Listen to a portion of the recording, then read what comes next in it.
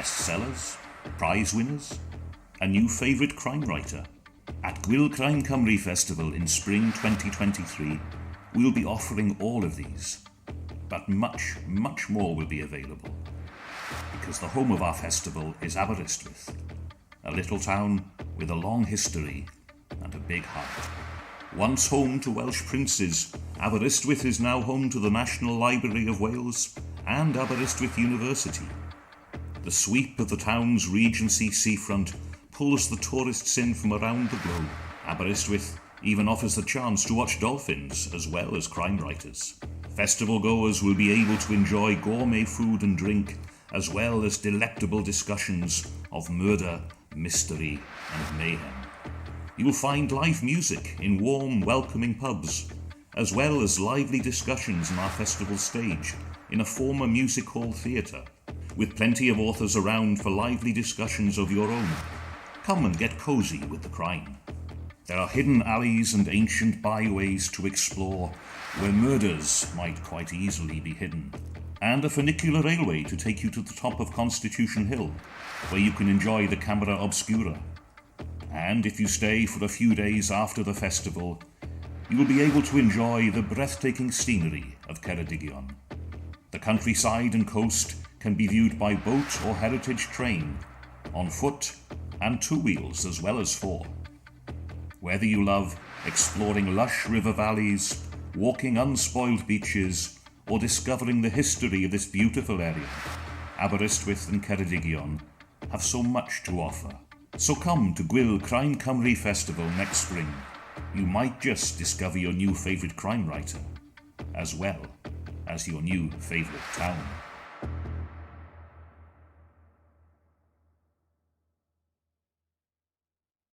Wales starts when the body of Megan Pritchard is found in a field in the Vale of Glamorgan.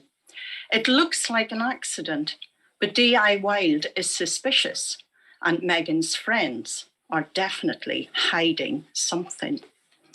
We join Mandy and Sergeant Josh Jones at the scene. The nesting place. Mandy spent a moment gazing at the body. Manicured nails, glossy hair, and now mud-splattered, expensive dress. Designer. A Rolex watch and a clog-eye ring on the middle finger of her left hand. Pink pumps, one slipped off her foot, revealing toenails, the same candy floss pink as her fingers. What had happened to her? An accident or something else? Who found the body? She asked the uniformed officer. Local man, retired, lives in the outskirts of Cowbridge. The officer flicked open a notebook. And what time did you say this woman was reported missing? About 5, just after dawn. Rishi says she's been dead 6 or 7 hours. It's after 8 now, so time of death about 1 or 2 a.m. And this report about a young woman missing, where had that come from? Who rang? What did they say? A Sophie Grant called with a concern about a friend, Megan Pritchard. It seems a group of young women were staying for the weekend in a house about a mile or so from here. Megan had wandered out about midnight. When she didn't come back, they phoned the police to report her missing. 5 hours later? Okay, thank you. Socco's on the way, should be here any minute, said Josh. Good. We don't want to leave her out here any longer than we have to. It was raining last night. Yeah? Yes. And Megan didn't have a coat or proper shoes on. I mean, who goes out, even in May, in the rain at that time of night, without a jacket of some sort? And who goes walking with little ballet pumps on? Think about it. Why would she do that? Maybe it hadn't started raining when she left. Drunk. She got lost, wandered off, tripped and passed out, choked on her vomit. Josh shrugged his shoulders. Mandy shook her head. I want to know what her friends were doing. Why did they wait 5 hours before they thought there was something wrong? Where the hell did they think she'd gone? Why not ring earlier? There's something that doesn't feel right here. Let's go and speak to them. Have you got directions? Yeah, it's a bit off the beaten track. The house isn't visible from the main road. Main road? A bit off the beaten track? Bloody hell, it's all off the beaten track out here, if you ask me. Come on, then. Let's see what these young women have got to say. It could be an accident, I suppose. There are too many questions hanging about. And I'd like some answers. Thank you. Noswaith. Diolch. Diolch yn fawr. Jacqueline, thank you. That was wonderful. I'm going to take us back to the beginning again now, because I understand we had some technical issues right at the very end, start, and we managed to miss the introduction. So what we've been listening to is Jacqueline Harriott, who's one of our new Crime Cymru authors. As part of the Crime Cymru author cooperative that was set up to promote new Welsh writing, and the purpose of the 5-minute introduction Crime Close-Up slot was an opportunity to introduce you to her. But this is the second panel of the 2022 Goyle Crime Cymru Digital Festival. My name is Matt Johnson. I'll be your host for this evening. On behalf of the festival team, I welcome you, our audience, and extend our thanks to Aberystwyth Town Council and Literature Wales for their generous financial help.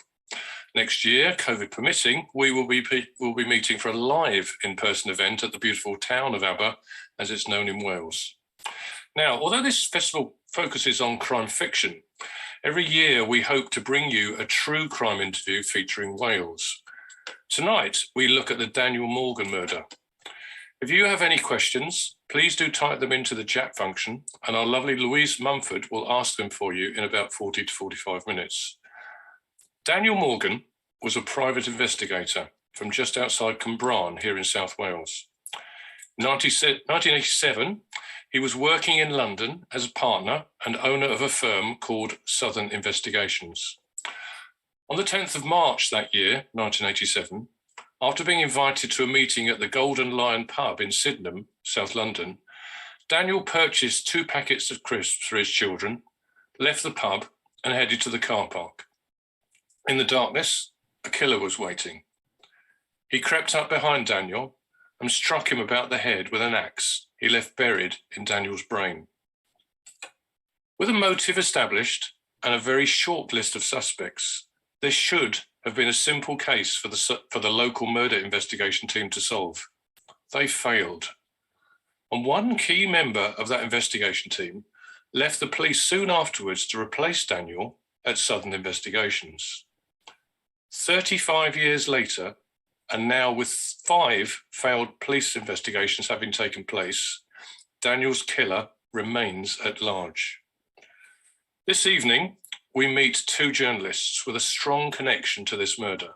The first is Daniel's brother, Alistair. The second is renowned investigative journalist, Peter Jukes. Together, they wrote this book, Untold, the story of a murder. It's an incredible book that makes for very uncomfortable reading. Good evening. Could I ask you to unmute, Alistair, and good evening, Peter. Good evening. Can I address my first question, please, to Peter? Peter, before we move on to the unpleasant reality that triggered today's discussion, tell us, who was Daniel Morgan? Well, one thing I'll just quickly say, it's very different dealing with reality than fiction. I have written lots of crime fiction on television, but every time I talk about Daniel, I feel I'm treading on a real grave and, memories of a person. I didn't know him. Alistair, his sister, obviously still alive, and his former partner, wife, son, and daughter did. But I can tell you what he was technically, which he was a private investigator, a successful one. He had 3 cars, Alistair, didn't he? I mean, he was, not like a multi-millionaire, but he, was doing well for himself, and had recently formed with his partner, Jonathan Rees, a company called Southern Investigations, having left another big detective firm called Madigan's. As a private detective, it was a variety of work, classic things, servicing bailiff work, servicing notices, also divorce cases, which could be quite difficult, and allegations around that he had enemies. But also, already by 1987, working for the media. He did some stories for Private Eye, apparently worked on a panorama investigation into the Thatcherites who'd done Maggot's militant tendency. So in a way, he represents a kind of a modern gumshoe. The one thing I will say about him, just from having met his brother extensively and met his sister, never met his mother, sadly, that there are a lot of ways of undermining sympathy for a victim of a horrible crime like this, and a much more extensive cover-up is to, and Alistair might talk about this on the first Crime Watch episode about the murder, is to undermine their character. What I sense from Alistair and his son, apparently, Daniel Jr. is very like his father, is a man maybe narrow-minded at some points, quite dogged, obstreperous, stubborn, but basically a man of honor. And I think he died. I think he died because he stuck to the truth. Alistair, what was Daniel like as a man, as a person, as a brother? Well, he was loyal. He liked a good laugh. He loved rugby. He was, like me, a Wales rugby obsessive. He was hardworking. He loved his children, his family. All in all, he was a pretty ordinary guy, really. Nothing, unusual about his nature. His job was unusual, of course, but as a person, he was outgoing, gregarious, liked being with people, liked people in general. What was it that took him up to London? Well, he went to the local grammar school with me in Cwmbran, and then he went to agricultural college in Usk, and then he left and worked in Denmark for a year after that. He was a kind of, I think all of us are quite adventurous in my family. We like to see new things, travel. I was living in Sweden at the time. He went over to Denmark and he worked there for a year. And then he came back to the UK and worked then he worked in Scandinavia as a sales rep for a office materials company. And then he came back to Britain and worked as a courier for taking foreign tourists around the country and showing them, all of the sites in the UK. So he was outgoing and gregarious. I think that's probably the best way to describe it. He went into private investigation. Peter, was his business doing well? Has his decision to base himself in the southeast of England, was it paying dividends? Yeah. I mean, it was doing very well. I mean, modest ways, but I think the turnover was over 100,000 in 1987. Wasn't bad. As I said, he had 3 cars and one was being restored, but he had a nice BMW and a car phone, which came very useful in some of the investigations, at least his partners did. But he didn't get on with his partner. I mean, Alistair, knew this at the time. We know much more now, that they'd fallen out badly over various things, but particularly a cash and transit job, which Jonathan Rees, his partner, had set up the year before with an auction warehouse. And Daniel didn't like this, and lo and behold, and had a lot of, discovered later, had Fillery and ex-local CID cops working on this job assignment to cash in transit, and lo and behold, Rees gets mugged outside his flat and 18,000 goes missing. And that was kind of the last straw to them, because the auction house, the car auction house, Belmont Auctions, took them to court. And it's quite clear cut that by this point, the trust had gone between them. Daniel was looking forward to getting the business, setting up his own business apart from Rees, but that never happened. And he was viciously murdered. Yeah. Alistair, in this working relationship that Daniel had with his partner, Jonathan Rees, it appeared that you had the sort of the upright, upstanding side of the business, and the questionable, should we say, less morally, the more seedy side of the business, an inevitability to some extent of the nature of private investigation work. Was Daniel like that as a child? Was he always? Did he always have quite good moral standing? Yes, Right I from think wrong. so. I mean, we had our issues as kids and quarreled a bit, as all kids do. But I mean, no, I found him trustworthy. He didn't like shady, nasty stuff at all. That wasn't his way of doing things. I mean, of course, he had to use subterfuge often, I guess, as a private investigator, but that was part of the job, not in any way underhand, sneaky, double dealing, all that kind of thing he despised. He also disliked the police. Or he didn't have much regard for the police. I mean, he met a lot of them in the course of his work, and he was not a great admirer of the police. Do you think his trust in the police had been? Yes, yeah, cool? he thought he knew that a lot of them were corrupt. And I think this is particularly true of Southeast London in the 80s. He knew that a lot of them were corrupt. In fact, he told me once in a conversation, he said, there are bent cops all over the place down here, Alistair. And history has proven him right. But no, the police weren't his favourite species, should we say. I mean, he had cordial relations with some. I mean, he'd report crimes to them if he came across crime in his work. He would feel that he had to, it was his duty to report it.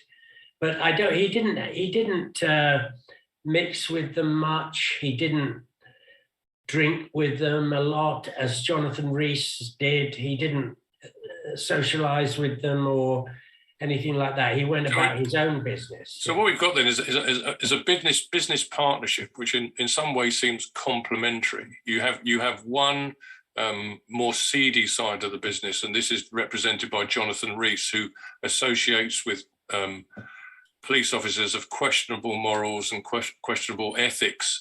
And then you have the more upright and upstanding side of the business, which deals with the more straightforward. So the content of the book, when you came to write it, and having read it, I can say that it unfolds like pages of a thriller. It really does.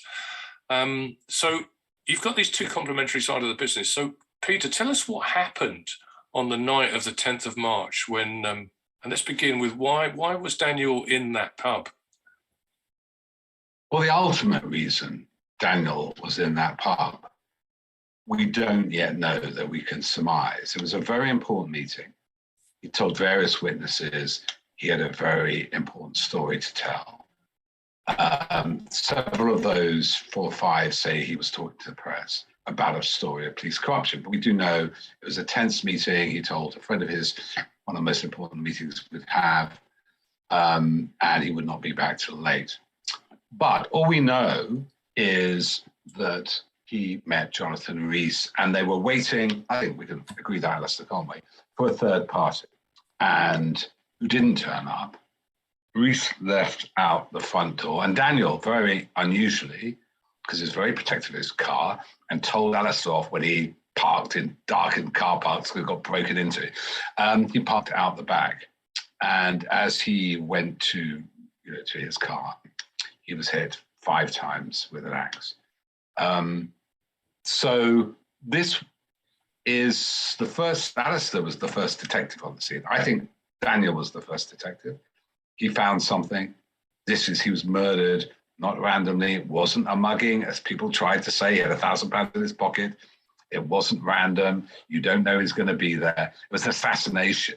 And he had a big story to tell. But Alistair is the first kind of detective on the scene compared to Catford CID with Sid Fillery and the crime squad doing nothing and impairing the scene, working out that the Jonathan Rees story that he told Alistair, he met a third party and then, it was a mugging, drugs, all these other things.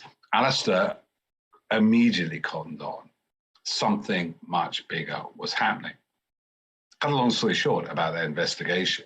Within about a month of following lots of leads, the crime scene was deeply compromised, all kind of witnesses saying, people were checked coming to and fro, maybe stuff missing.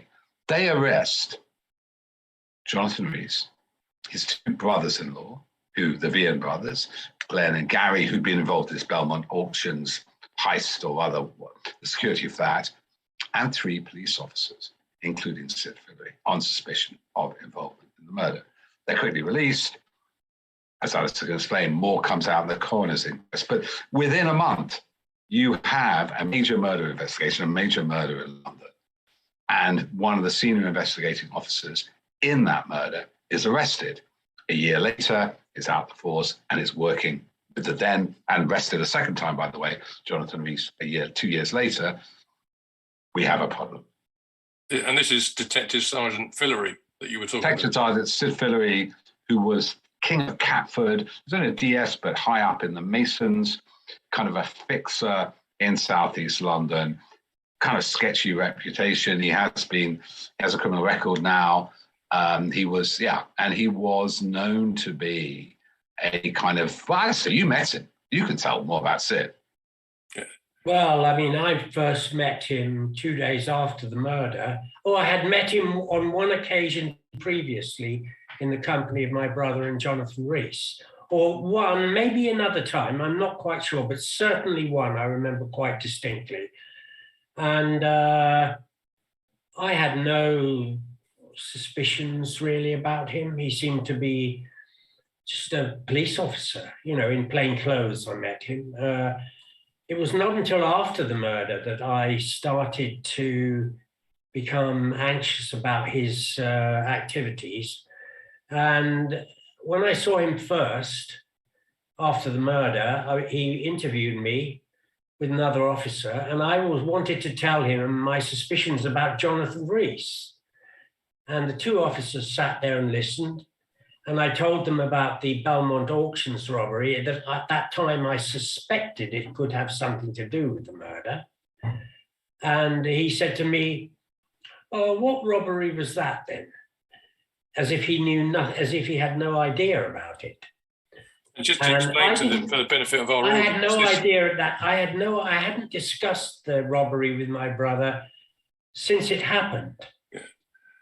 And when Daniel first told me about it, I thought I didn't like the sound of it.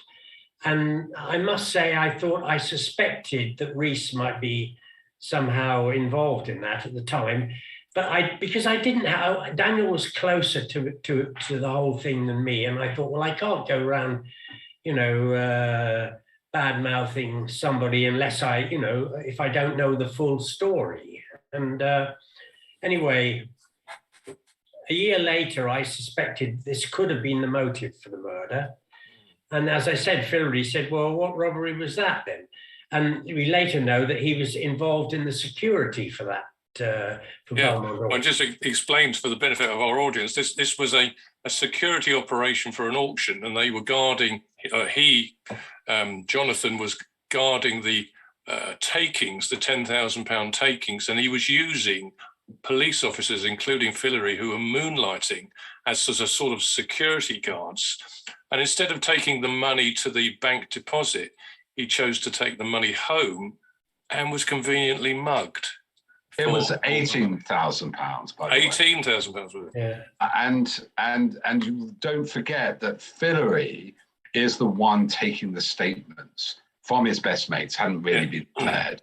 Jonathan Rees, during the first few days of the murder inquiry, in fact, it's Fillery and Rees who go to identify the body. So his best mate that he subsequently ends up in business with is the guy who's investigating this so-called robbery of this £18,000. And the murder. This is important. And the murder of his business partner. Yeah, no, he wasn't involved in investigating the robbery. There's another detective called Duncan O'Hanahan. And I can tell you, you can trace 20 of these detectives from 1987 to 2000, and they all end up getting caught for something. No, Fillery was investigating the murder. And he's the one who takes the first statement of his best mate, Fillery. And then there's all kinds of shenanigans on there. And the important about this thing, when Alistair, dramatically, it's a real behind you moment. Alistair has suspicions, very valid ones, which turn out after 35 years later to be very justified. And the only cop he knows is Sid Fillery. And he goes to tell him, but of course, he's close to Rees. And then what next happens is Alistair's basically chased out of town because Fillery, his sister alleges, and there's a phone call to the brother-in-law, says Alistair's muddying the waters, get him out of town. And so Alistair, who's very close, is basically identified Rees as the prime suspect, goes to Fillery, his best mate, and is kind of pushed out of London. Yeah. Alistair, fast forward to the inquest. Kevin Lennon, the Southern Investigations bookkeeper, tells the inquest into Daniel's death that his business partner, Jonathan Rees, wanted to have Daniel murdered and his position in the company taken by a local Met detective. How did you feel when you heard that? Well, I was staggered. We had no prior warning from the police that this witness was going to appear at the inquest, and I just been rereading some of the report that came out last year, and the Met were criticised for not preparing us mentally for this thing. And then anyway, there were Lennon, who had been taken on by Jonathan Rees to do the company's accounts, told the court that Rees had been planning for some time to kill Daniel and wanted to. Lennon, who was obviously who was indeed a shady character, although I had no idea of this at the time. I'd met Kevin Lennon a couple of times at my brother's offices, and he just seemed to be an ordinary guy, but he wasn't. And he told the court that Rees had been trying to get him to find somebody to kill Daniel, and that he'd refused. And that Rees had then later come to him and said, look, don't worry, Kevin, I've got it fixed with the local CID, the Catford CID. They're going to either kill Daniel themselves or get somebody who's on a charge to do it for them in return for dropping the charges. So we've got a clear set of suspects here. There's obviously honest detectives, murder squad detectives who are interested. And the Met does something quite unusual. It installs a covert listening device in Southern Investigations office. Pretty unusual and pretty unprecedented for the Met to bug people. What happened as a result of that bug going in? I don't remember that. No. Yeah, I think there might be some confusion here. There is a bug, but that's like the third investigation. That's much later. What they do is they put a wire on Lennon. Right. And on 2 occasions, they send Lennon to talk to Rees about the murder. They'd already put a bug, it's like Laurie Bucknell. So basically, they bugged off one officer and said, well, I've heard from somebody from Lennon that the Rees wanted to kill him. And so they put a bug on this police officer, Laurie Bucknell, a former police officer, who talks to Lennon. And then we get Lennon's kind of confession there. So Lennon is lent on, or sort of, cooperating witness, to go and visit Rees on 2 occasions with a microphone on him, wired up. I mean, it's very, very funny, because obviously the second time, Rees is suspicious and nothing's much said. The first time, I think that's when they go down the pub, don't they, Alistair? And it's like the 80s on tape. It's like the worst kind of gossip and jokes, you know, beers, pints, police officers swilling around. It's kind of like, you know, it's a rarity, but there's not enough to get, obviously they would arrest him immediately on that to get Rees banged to rights there. But certainly, you know, and so that's the first time these covert recording, as far as I know. So Alistair, let's fast forward to the listening devices that are placed in the office. And a man comes in to speak with Jonathan Rees, and overheard by the police, he says to Jonathan Rees that he's having difficulty over the divorce proceedings and the child dispute. So what does Jonathan Rees propose to this husband who's going through this difficult divorce? Well, Rees says, well, you know, we can fix this for you. It'll cost you a little bit, mind. What we can do is, you know, I've got friends in the local Old Bill, and we can plant some drugs in her car or in her house, in her flat or wherever it is, and we can arrange to have the police come round and find them, and then she'll be arrested and possibly jailed, and then you will have sole custody of the child. She'll never be allowed near the kid again. So Rees is an extremely ruthless and in many ways cruel man. So the police caught him, literally. They did. They had the whole plot on conspiring to plant drugs on this innocent woman to make it look like she was a drug dealer. Yeah. So what happened to Jonathan Rees as a result of that, sir? Well, he was sent down for 6 years. He appealed against the sentence, and then he was given 7 instead, which I found quite amusing. So we've got a clear demonstration there of dishonesty. But can I just add to that, Matt? It was so interesting. They had that bug in there. I think it's about 4 or 5 months. There are a lot of, Austin Warnes was the cop who planted the drug. He was arrested, done in. There were, I think there's 10 other police officers around that, those recordings who were subsequently done for corruption. And so Southern Investigations was the nexus of corruption in, they'd started this Operation Orthona. They'd written this report, The Dark Side of the Moon, looking at the existing corruption, the corruption that hadn't been cleared out, particularly looking at South East London. And the first thing they do, it's not actually part of the murder inquiry, that they later justify it that way, is to plant the bug in Southern Investigations, because it's like the network central, where all gone to Austin Warnes. And I just add this one other point about when they set that bug there. They found dozens of crimes, all kinds of, fencing, mortgage fraud, fencing, stolen goods, just endless. Every day, there were like 4 or 5 crimes being mentioned on this bug. But they never did anything about this until phone hacking. Never came out. They detected about 40 information crimes, Bob Quick, the commander involved in it, said, involving the media.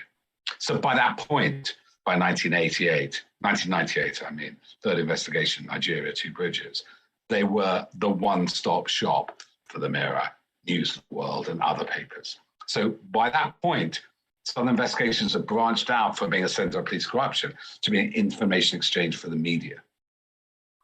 So many of us will remember, Peter, the Leveson inquiry and the News of the World scandal and the phone hacking.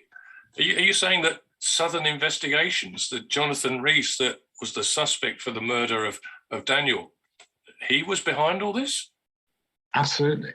Yeah. When I came to meet Alistair, he didn't want to talk to me the first time because it'd be so many calls in 2011-12.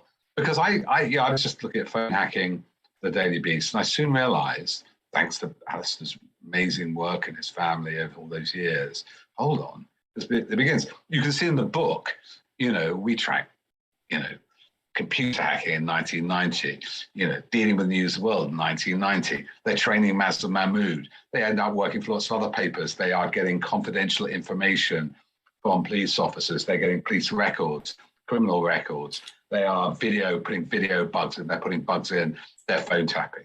They were the masters of the dark arts. And it's very interesting.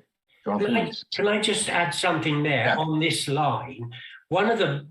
Two of the most notorious cases they were involved in were the Paddy Pants Down headline.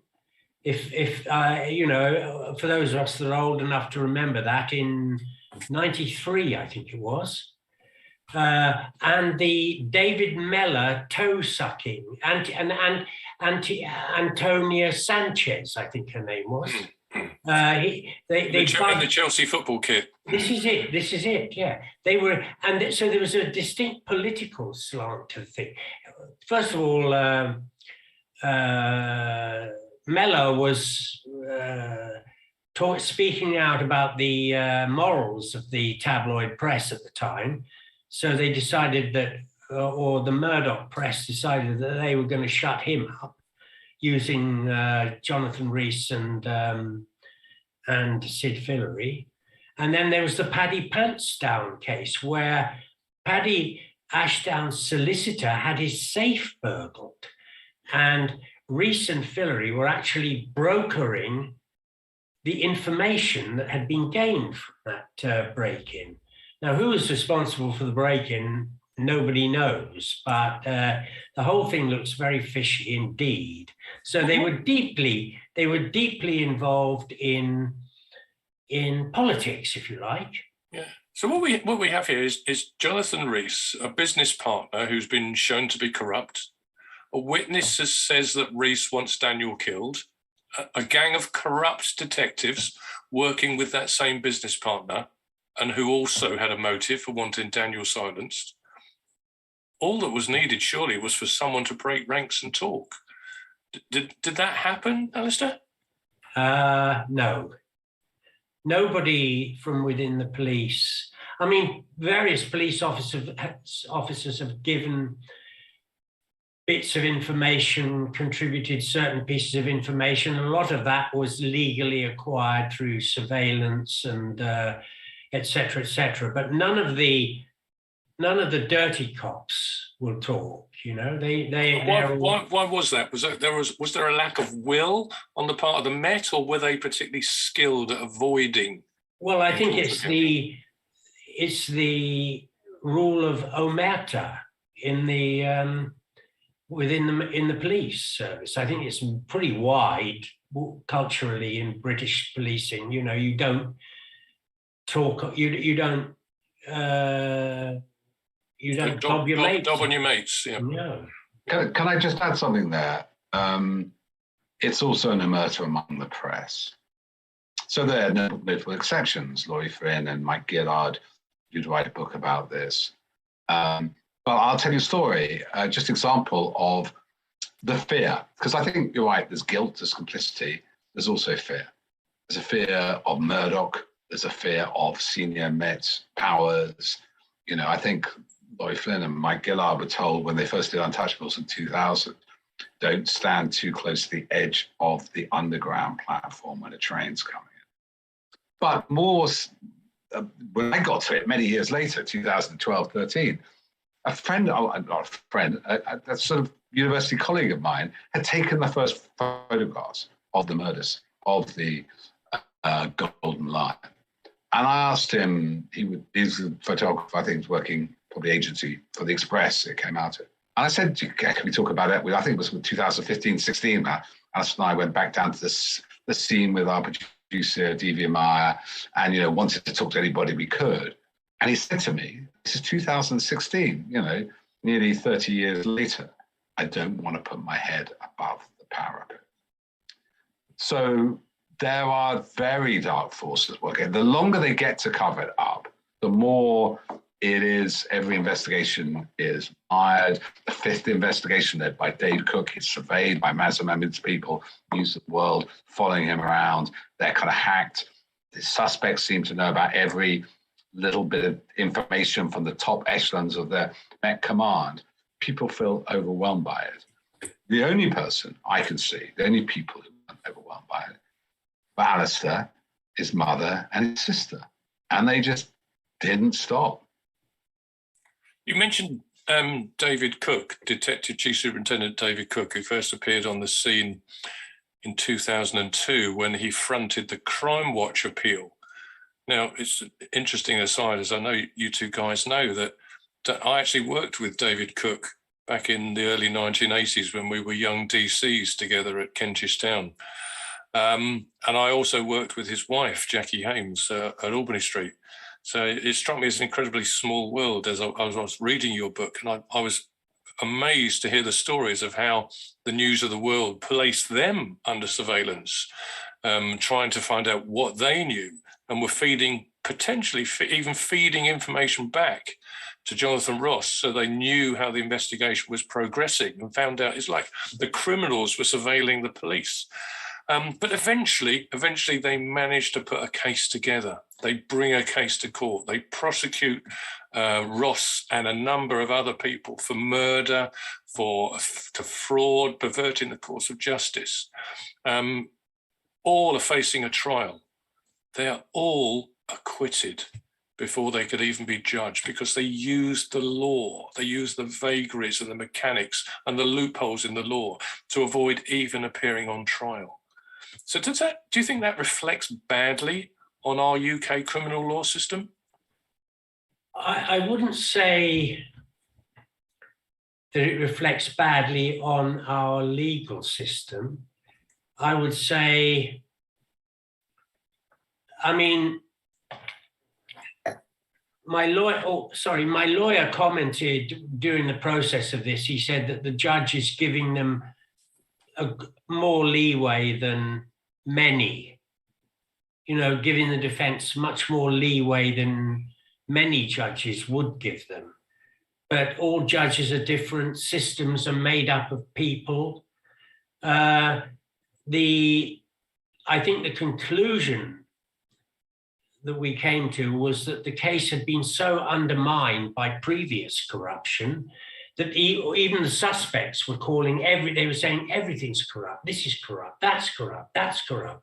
And that's the problem, you see, because if you've got one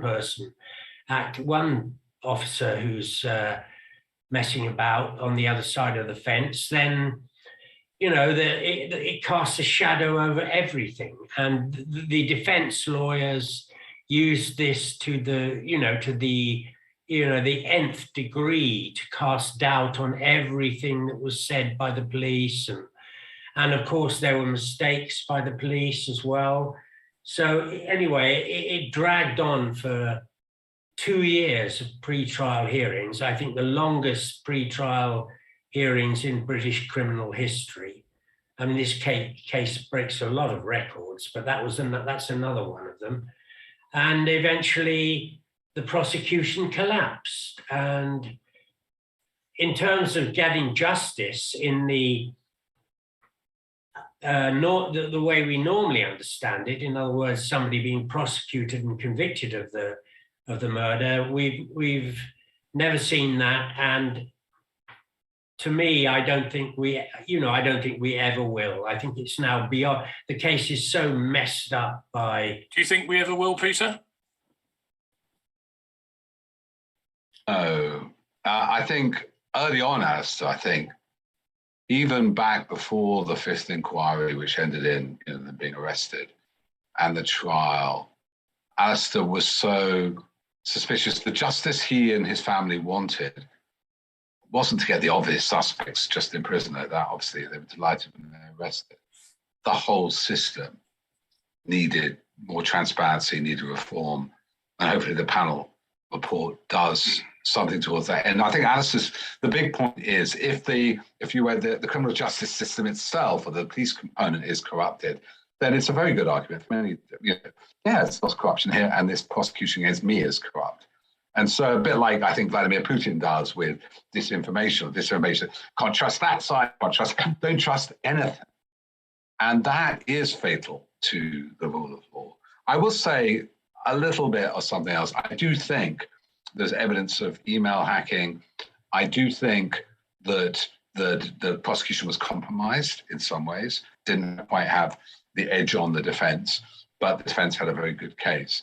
But it was said by a witness, I can't quite remember who it was, Alistair, early on, talking to one of the Vian brothers, who believe one was a getaway, well, one was a accomplice and the other one was the actual axeman, was that, oh yeah, we might get arrested, it'll come to court, but the case will collapse. And I think Rees, he was studying judges. He was expert on twisting the law. He'd spent 40 years doing that as private detective. But he knew where the strategic weaknesses were in the legal system. So there is mainly police corruption, which means the evidence coming forward is untrustworthy. But I do think as part of this outcome of the panel, one has to look at strategic weaknesses in the criminal justice system. Just finally, before we hand over to Louise now, and she asks any questions on behalf of our audience, your book and the really excellent podcasts that have followed as a result of it make some very serious allegations against a number of people, some of whom are now very wealthy. Has any one of them ever taken you to court for what you said, as you might expect an innocent person to do, should your allegations be untrue? No. And why do you think that is? Well, they want to lie low, I would imagine. They don't want to draw attention to themselves, and presumably they realise that on close scrutiny, we're probably right, Thank you. Thank you. That's been wonderfully informative. Thank you, Alistair. Thank you, Peter. And now I'm going to invite Louise to join us to see if we have any questions. Hello, yeah, that's such a fascinating panel, and there have been questions coming in, actually. The first one is probably more aimed at Peter, and it's from Alex, and he is currently writing his own work around a true crime to do with domestic violence, and he would like to know what's your advice? What would you keep in mind when you're writing such a story like this? Gosh. Yeah, sorry. Yeah. I mean, if it's a true story, get to know the victim or the family of the victims. Like I got to know Alistair, get them drunk, get embarrassing photographs of them, compromise them, make sure you get the contract in your favor. I think I was very lucky. Alistair had written half the book when I got there, right? So it was a question of sort of editing around it and his state of mind. So the book is two halves. Alistair's a very emotional person. He's well shuffled. And his state of mind and his, amazing detective story. I mean, it's just an amazing story of persistence, and it's a love story as well with Kirstine as well. And then my job was really, really easy, which is take hundreds of thousands or thousands of documents and try and tell the factual bit really, really clearly, and scale what's the interesting fact, write the sentences so they didn't sound like a series of facts. And I think the model is, Truman Capote in Cold Blood, but the danger is the Capote road, he becomes the hero. And as you've ever seen the movie, he kind of falls, by the end, he's kind of fallen in love with the chief murderer, but desperate for him to get killed because he can't finish the book until the death sentences. And so I, have a dispassionate voice, let the emotional stuff be done by the Welshman, and keep those photographs.